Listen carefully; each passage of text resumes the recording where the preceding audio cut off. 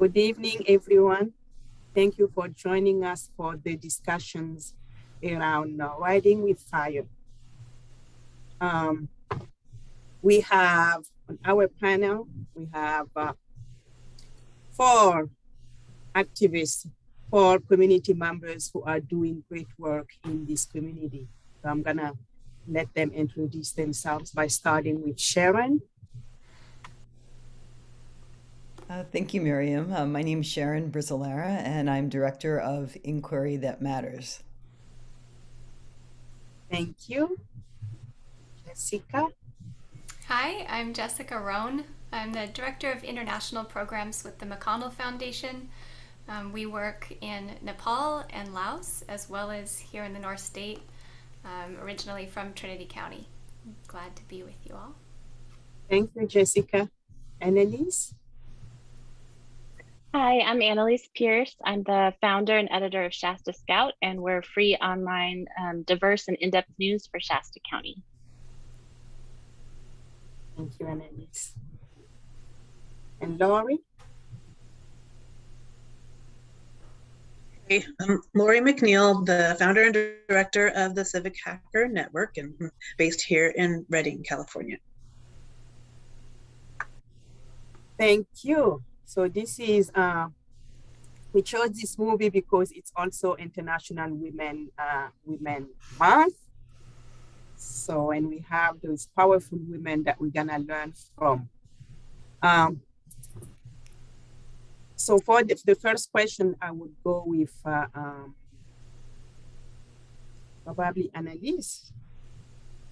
How did the journalists in this film hold powerful people and institutions accountable? I thought it was super interesting, actually, because the journalists worked to hold a number of different groups accountable. They definitely worked to hold government officials accountable and politicians, but also, illegal types of activity, like from the mafia that they described. So they were really working from all sides to hold all kinds of people accountable, which I thought was really, really amazing and fascinating to watch. Thank you. You are, the founder and director of Shasta Scout. She's an independent media. How can you describe independent media, specifically the challenges for women?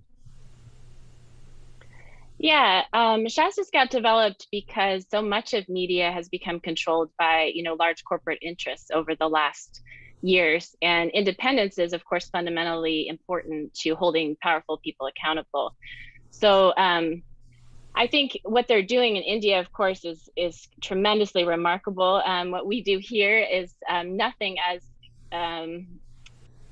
doesn't require nearly as much courage as the work they do there. But I think in many ways it's quite the same type of work, working to hold all parts of the community accountable, especially people in power, and to amplify and provide a platform for voices that are traditionally less heard and less listened to.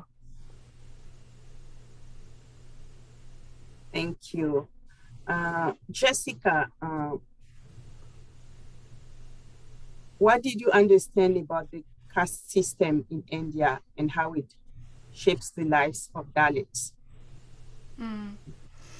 Yeah, so my direct experience, I'll just, remind everyone, is in Nepal. I have not yet set foot in India. I'm waiting for the right opportunity to take that meaningful step. But the caste system and the way it plays out, and the existence of Dalit caste is very similar in both countries, and so there's about 160 million Dalit people in India. It's a huge classification. The system was legally outlawed in 1948 in the Indian Constitution, but that's coming up against over 3,000 years of cultural practice, with deep ties to religion that's still part of the mainstream culture. So what you see in terms of law and practice is not going to be the same. Um, in terms of the caste system, there's the structure of the priests, the merchants, the warriors, and then Dalit is actually completely outside that whole caste system. So you're really saying, this group of people is not worthy of even being in the caste system. It's an indication of the dehumanization of that category of people. And how that plays out is, extreme vulnerability. They don't have rights. Maybe legally they do, but not in practice, not so much. And then you also have the intersectionality of then being a Dalit woman, where in Indian culture, I think it's a safe generalization to say that women are systemically marginalized with a lot of restrictions to access and movement that men don't experience, particularly, around times of menstruation. There's still sometimes a practice of having to spend that time in isolation in fairly unsafe environments in some places. They're still trying to get rid of the practice of child marriage. There's a lot of really oppressive practice still at play. So then you have a Dalit identity and a woman identity makes for just a heightened vulnerability. But I also want to point out that there's a difference between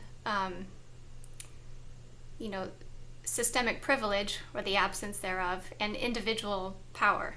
So there are individual Dalit women who are extremely powerful, as we saw with some of these journalists, who have become amazing scholars and are really exerting influence. So I don't want to say that all Dalit women have not been able to turn the tables on its head and really achieve great things, because they certainly have, and they need recognition, but they haven't had the system of privilege to support them, so they've encountered more than their share of obstacles in getting to where they are. That's what I've seen so far. Thank you, Jessica. Laurie, you have a platform called Civic Hacker Network. So how is being change maker? How do you use that platform to make change? So, the Civic Hacker Network is the community that arose after the event, the Civic Hacker Summit, which is where we started. And that was actually, part of my learning journey, to look around and recognize that there are people with these amazing stories who are making an impact, people like the women who are the focus of this film, for example. And, that globally, there are more people who are willing and able to contribute and work on the solutions to the problems they see in their community than there often are opportunities, right? Like what Jessica was referring to, right? Who do you have to be to enter the room where change is being made? So with, the Civic Hacker Network, it's a community of support, of resource, a sharing, of collaboration across borders, so that the change maker in, some rural community in far northern California or in Alabama can learn about and learn from what's working in a community in Kenya. And like with this film especially, I'm kind of reminded of the work of Project Over Zero and Rachel Brown. My group screened a film that her work was featured in with CC Niamani Kenya in combating political violence around the election time, and how their use of simple text technology, they were able to leverage that into doing some narrative work, and really kind of squashing and using people power with that technology, just a little bit of technology that let them scale their efforts to really make an impact that was felt by everyone in the communities.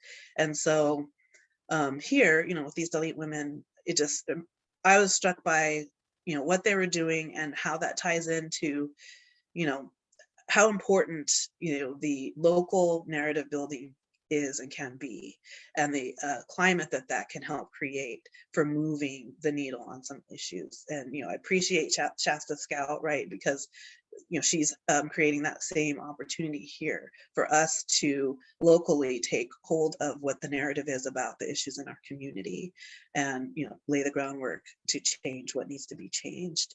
And so, yeah, with the platform, what we really see is that there is that person who's in isolation and not a major city. Like there's in New York or Chicago, like really fantastic civic tech communities and hack nights and all these things happening. So if you were a change maker in that environment, and granted there's some equity issues, cultural, the things that are needing to be worked on in that space, but nonetheless, there's an opportunity for you to interact and engage with somebody and sustain your efforts. And we want the same thing to happen in all those in between spaces. So if you're not in Chicago, if you're outside of that area, how do we make sure that you're not alone, that you have what you need to keep going, and also not start from scratch, and learn the lessons that are freely available, so that we get more people doing the work. So that's really our goal and mission. Thank you, Laurie. Interesting.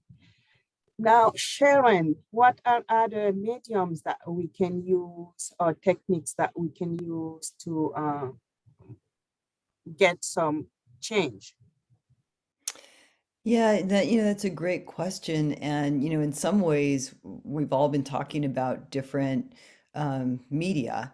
And, Angela Davis, she was featured on many things, but in a recent masterclass about, kind of rich Black History Month perspectives. And, she said something that she said before too, that the work of social justice, we really need it to arise from what we love and what we have to contribute.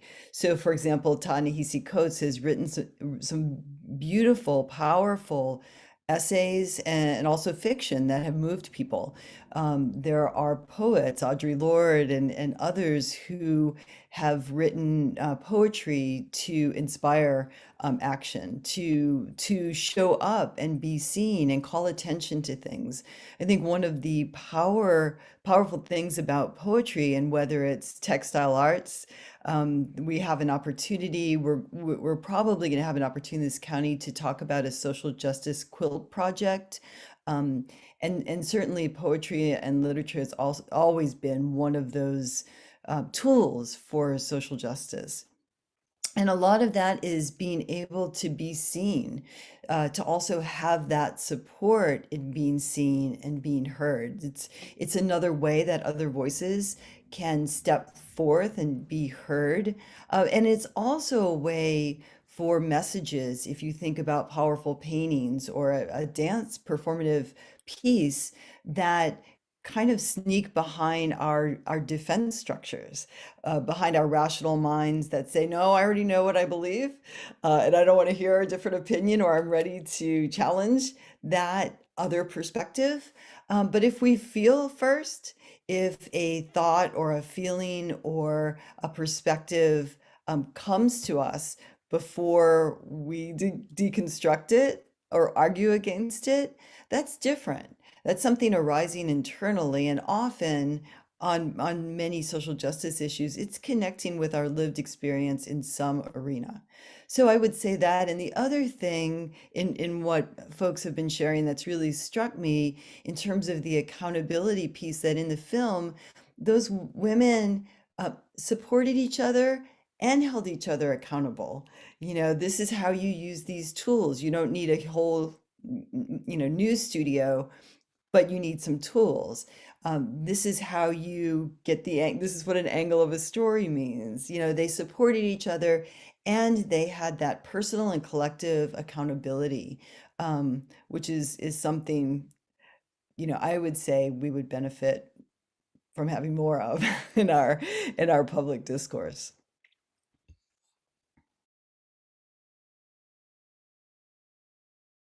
Thank you, Sharon. Okay, Annalise, can you relate to any of the experiences of the journalists in the film? If so, which ones? What did you learn from watching the film?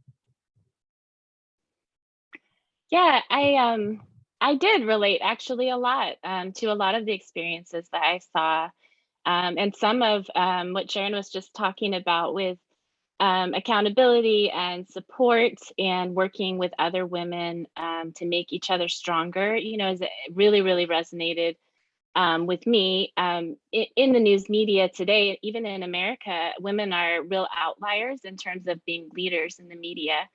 And that actually has a really profound effect. It's not just about equity or making everything equal or giving us all the same starting point. It really has to do with what news is produced and how that news affects the people that get to receive it. So, if half of our population is female and has concerns that are somewhat significantly related to their gender and how society treats our gender, the fact that most news is made by men and men make final decisions about how stories are framed and what stories get put on the front page or published, it really does matter. It matters to holding powerful people accountable. So that's something important to me is finding women around me who work in news media to be my accountability, to make me stronger and that I can support.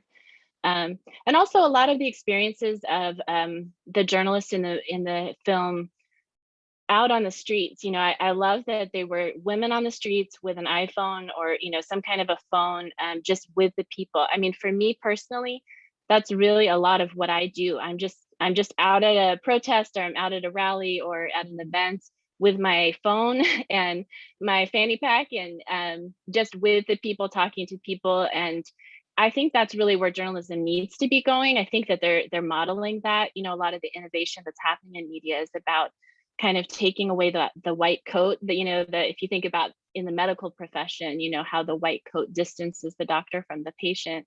Journalists have often had that distance as well from their audience, hiding behind the idea of objectivity or neutrality and saying, we'll provide you a portal to information. And I think we need to be doing what the women in this film are doing, getting on into the streets, on the ground, talking to people and communicating that, I'm another person like you, I'm human like you, and I want to see you in your humanity. I want to represent your humanity, and I want to share that with the people around you so we can create a more engaged and participatory community.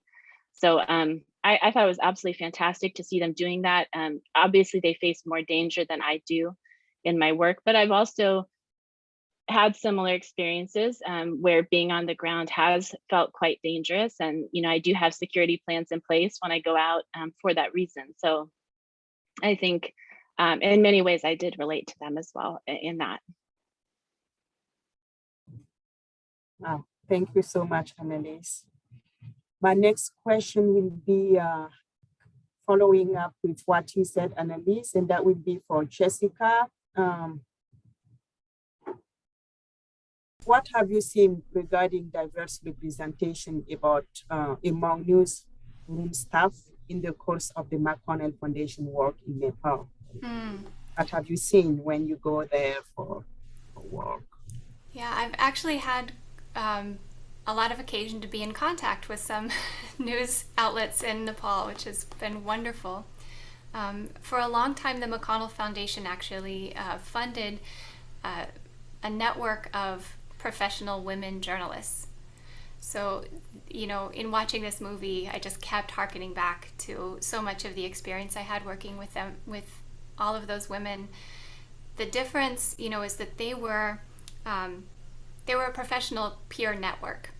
So they were able to provide a lot of encouragement, that mentoring, support, social support, capacity building, and really encourage new young women to enter the field of journalism and to show, hey, there's a support system, there's opportunity for you here. That was working well, but the challenge is that then they would still re-enter a male-dominated newsroom individually, and then be faced again with getting really soft assignments, or their stories would have, the women's view as part of the title, and it would completely, they would found themselves getting sidelined into what stories they were getting to take and what a women's perspective was supposed to mean, what that was supposed to cover. And I really appreciated with Laharia, what's the name again? The news outlet, the Wave of News, that they named themselves. It didn't have to be a women's perspective. This is news. And it's done by women. And although sometimes it's important to name gender in something, I also found that refreshing and smart in how they were approaching it. There's another consultant that we work with in Nepal a lot. His name is Amit Dakal, and he is the co-founder and editor-in-chief of Setopati.com. It's a huge online news outlet in Nepal. And from his experience just working in journalism for so long, and he has a peace and conflict background, he's ensuring that his newsroom is 52% women. And what that does for dynamics and the types of stories that are covered, as well as how women are able to support each other. The family pressure part that was displayed in this film is real. That is a challenge. And so having a lot of other women in the newsroom, helps mobility and gives all of their families some reassurance that they're not just rubbing shoulders with men all day.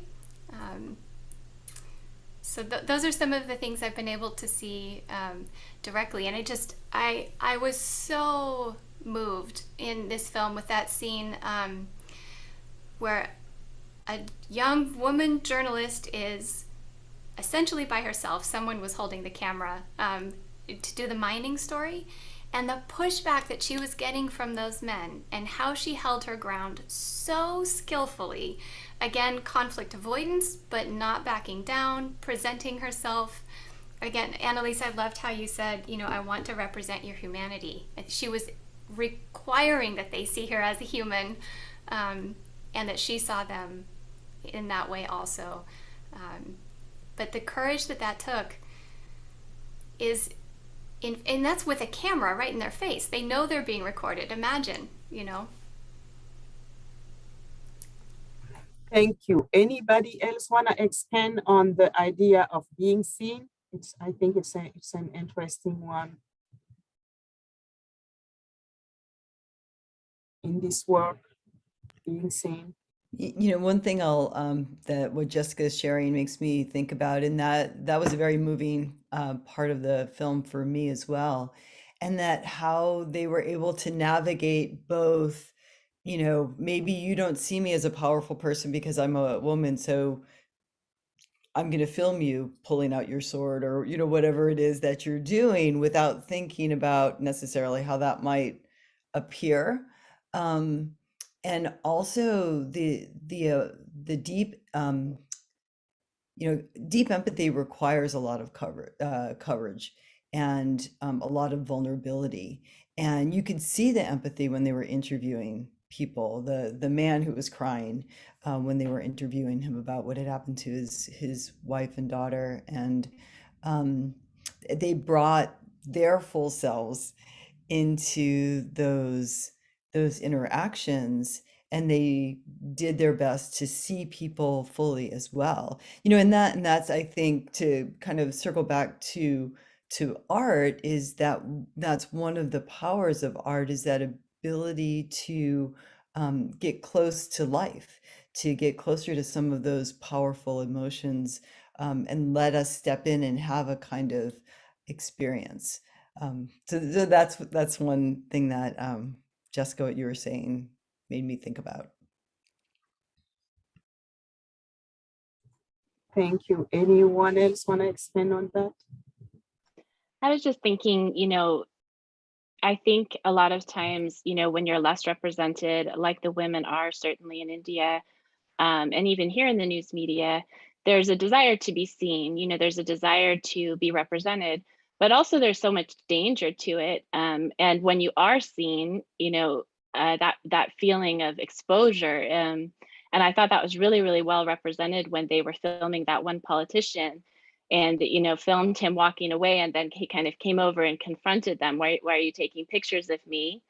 And and of course there was that laugh out loud moment when they said, well, your monologue is so boring that we're going to have to fill some space with images. But I think that is a totally consistent challenge in the media that we face, is people who are powerful saying to us, well, you're not going to run that quote, are you? Or you need to send me the quotes before you run them. Or I would like to see how you're framing this story before I agree to talk to you again. And that's hard to stand up to. It's particularly hard when you're in person with a powerful man in a society where women are not treated as equals. So that was a really fascinating look into the challenges of being seen, and how it puts you into danger sometimes. Thank you, Annalise. Laurie, I saw you wanting to say something. Well, yeah, I was just gonna, chime in thinking about, the importance of being seen.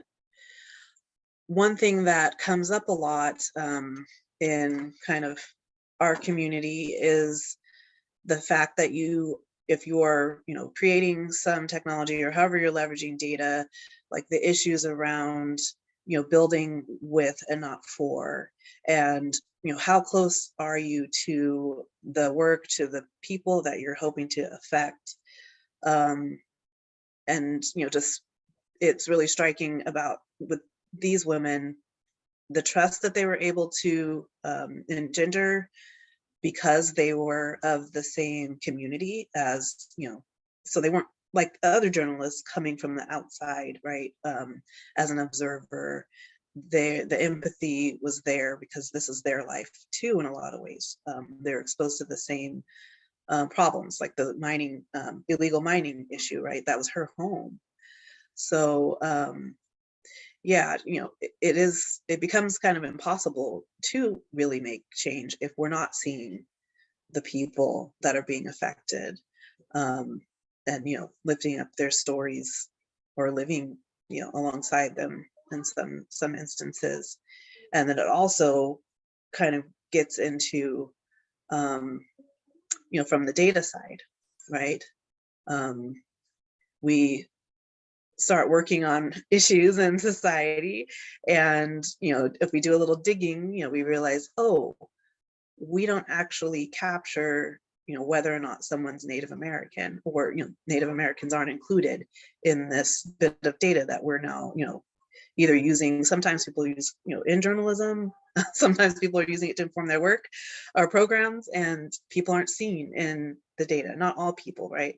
It's sometimes an issue. Or how many Hispanic youth are imprisoned. I've recently read, like, they don't actually know, because it's not standardized to collect that information.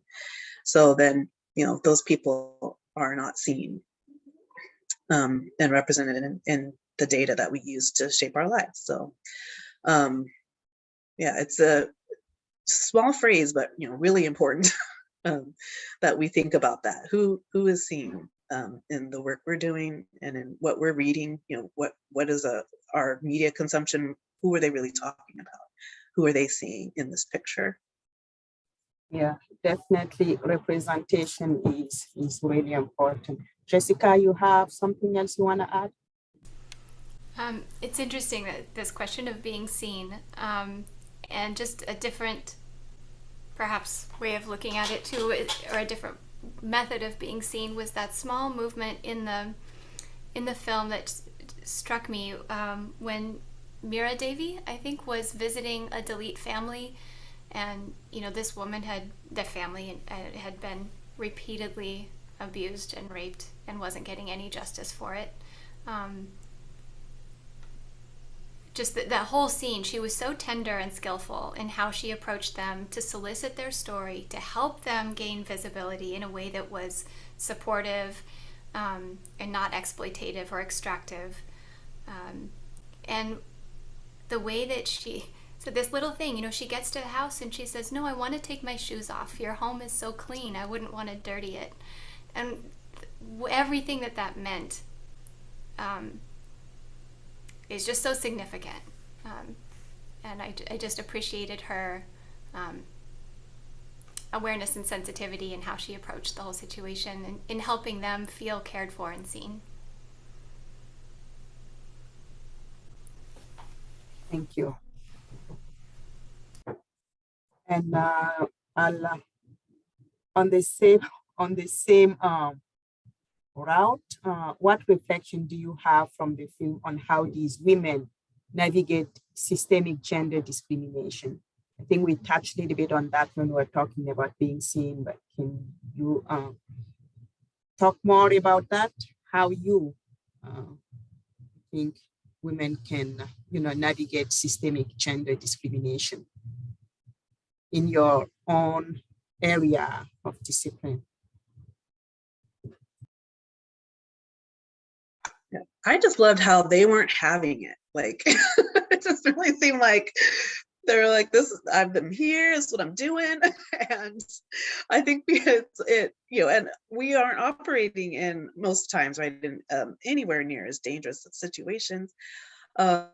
So yeah, I just really, that was my number one takeaway. I just was marveling at just their professionalism and, as individuals, just being people who were stepping out and having the conviction of what they were doing, and not really engaging with this, at least what was shown in the film, right, not really engaging too much with the misogyny. Like, they just stood there as professionals. They are doing their job.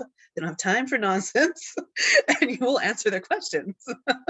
So yeah, I just thought it was a great example of how these women were able to just move in their context, and do their mission. I will say too that, they, um, what they did was to look at larger social forces and seats of power and structures like the government, like political parties, like mining companies, like, all of those things. And so they were addressing the structures. And it just makes me think, because, sometimes I also, it's not part of my business, but I also teach sociology. And one of the things, the whole idea of structures and systems recently has become politicized. Like, that means you belong to a particular party, when there are many social science disciplines that talk about how those things shape us. We shape those things as well. These women are definitely deeply engaged in shaping those systems and structures, but they have influence on us as well. Our local government has influence on us. The economy influences us. So it makes me think, as I do my work in the world, as I do, activism, as I do program evaluation, as I teach, just how we have those conversations differently. This doesn't mean that to say that the economy exists and shapes how we act is not a political statement.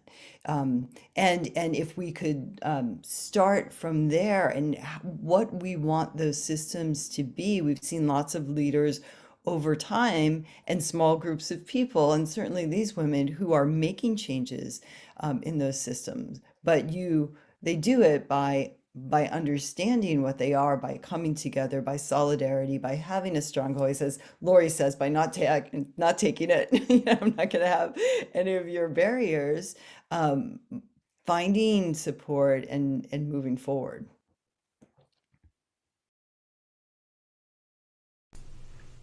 And I loved seeing them being women in their homes as well. I think I'm a mom, and my kids are involved in my work in some way almost every day because it comes home with me.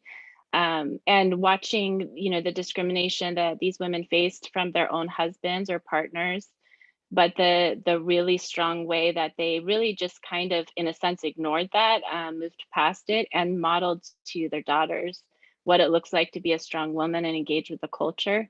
I mean, that's a huge part of system change, right? Is modeling for the next generation. This is what it looks like to be a woman who's powerful and who's going to hold powerful people accountable. And then a big part of how women were able to do that, were able to say, you know, I'm going to do this anyway. I hear you, and this is how I'm going to proceed. Is that there was that economic incentive. They were making some money doing what they were doing.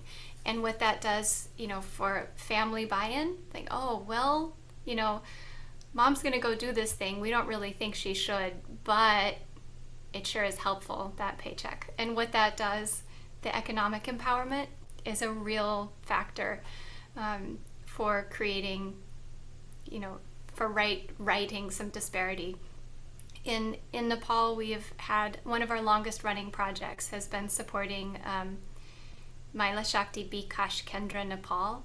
Loosely translated, it's a local NGO in Nepal. It's a rural women's leadership development center. And their model has been to create village women groups. So you take a lot of most highly marginalized, highly isolated women and create social groups, and then teach them leadership skills, self-empowerment skills, teach them what they have in common, and you create that social solidarity. And it's a gender-only space where they can just speak freely. You know, it's a safe space, a brave space for them to share their experiences with each other, without also having to then, you know, deal with the denial that's present when they're trying to do that around male figures also. And then once they have that social support, they've added an economic empowerment of micro-lending amongst themselves. And that part, then suddenly, you know, mom, grandma, daughter, they all have permission to go to those meetings, you know, and they're able to start their own businesses, and it really has changed family dynamics, and then also leadership dynamics. There's a lot of those women that have been elected in their local governance systems now because of their empowerment from that process. And I just think that that model, you know, of basically an affinity group to build solidarity, you know, that's where movements can build. You're like, is this true? You know, you get rid of that gaslighting element and you can shift power that way. Thank you, Jessica. To build on that, what example for mentorship did you see in the film? How does mentorship have the power to change someone's life? Building on what Jessica talked about, and Annalise, you brought up being a mom, having kids.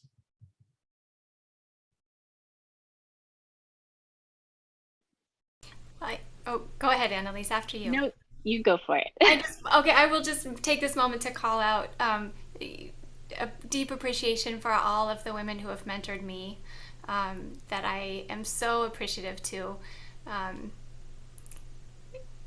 And that, you know, there was this, I can't remember how old I was. You know, it seems laughably young now, but when I felt like, when I was recognizing that there were women younger than me entering the workforce, and that I made that conscientious decision, hey, you know, I need to be a good ally, mentor, leader, and that means holding myself accountable to how I perform, staying, having just a lot of gratitude for those who have helped me along the way and making sure that I can pass that on. And that means, you know, those younger ones too, they hold us accountable. I know there are people older than me who are laughing at this, but it happens all along the road.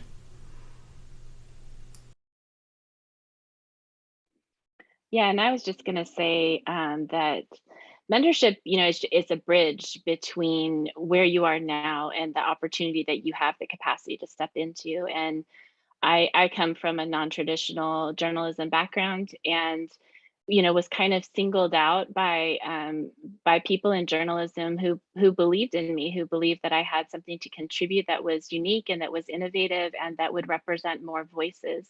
And that's really, I think, kind of how power begins to shift hands, is instead of maintaining these power structures where there's certain gatekeeping that invites certain people into the profession or the opportunity, mentorship can create that bridge to say, no, you can do this, and I believe in you, and I will support you. I will have your back. I will help you, so that you know and you believe over time that you can. And I think, you know, as we build a news media organization in Shasta County, and we look to bring on, you know, people from the Native community and other people of color onto our staff, that's, you know, a primary goal for us. But in a community where finding writers is already difficult, you know, and that's primarily white, finding writers who are people of color is very difficult. And that's where it becomes our job, not just to say we want to hire people who are diverse in representing different backgrounds, but to create bridges, you know, to create ways where we say, we believe in you, we have your back, and let us, you know, provide this education or this support to get you there. You know, that's what people have done for me. And I hope over time, that's what we'll be able to offer through Shasta Scout to lots of other people too. You know, and one thing you're making me think about is that for me, really powerful mentorship is a two-way street. And I've had some incredible mentors who from whom I've really derived that sense of, you know, of trust and faith, and I can do this. And when I felt low, you know, help me raise my eyes up. And currently, I'm serving as a mentor for, they call them emerging evaluation scholars with the American Evaluation Association.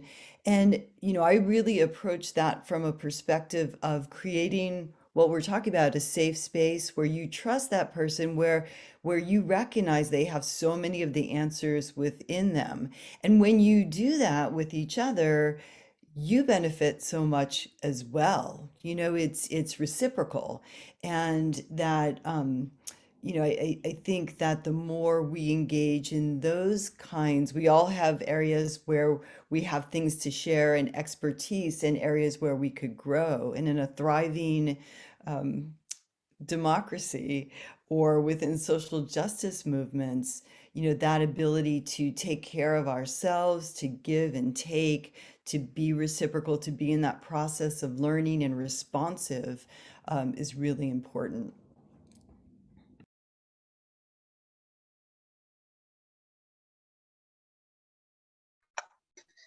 Oh, and you know, Miriam, we're just coming off of the Wow, That's Engineering weekend, right? So when we talk about you know, affecting a life, you know, it's something that definitely keeps me and the folks in the Society of Women Engineers here going on, you know, the educational outreach and you know, being there for girls. And you know, we have a great peer-to-peer also mentoring amongst each other.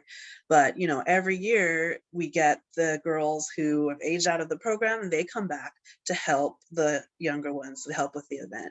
And we have girls that are, you know, our co-workers now, right? Like, well, not mine, but you know, some of the ladies that are, you know, at engineering firms here, like they are now working alongside women who, when they were, you know, much younger, because we've been doing this for 11 years, right, that they went to the program and had that moment of, hey, look at these women and what they're doing. And you know, of course they've had you know, teachers and people to support them along the way.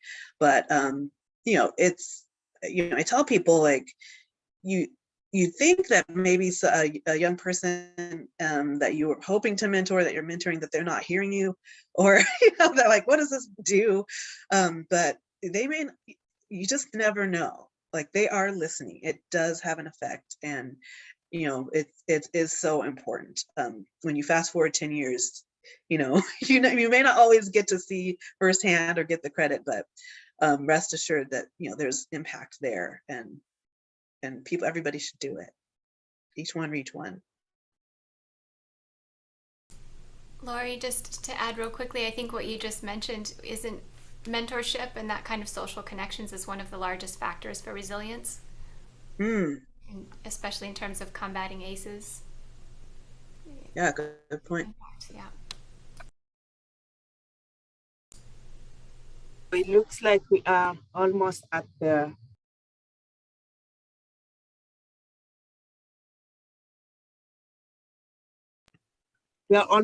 end. I like the last question and all your contribution. I have like the mentorship is a bridge from where you are now to where you can be. And a powerful mentorship is a two-way street. So each one, which one? So let's each one, which one? This movie will be broadcasted on Monday, March 28th at 10 p.m. So if you haven't, if you want to watch it again, or if you want to share it with people, let them know that Monday, March 28th, it will be shown at 10 p.m. We are almost done. So anything that you didn't say that you want to share with us right now before we end this discussion?